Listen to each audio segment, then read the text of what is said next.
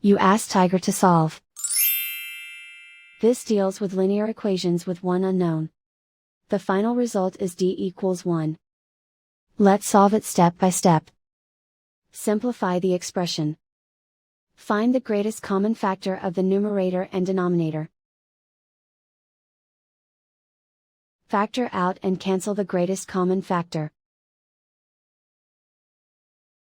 Swap sides. Isolate the d. Multiply both sides by 4. Group like terms.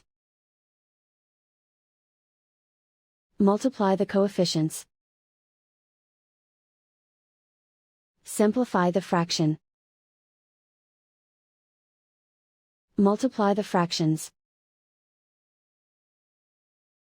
Simplify the fraction. And so the final result is d equals 1.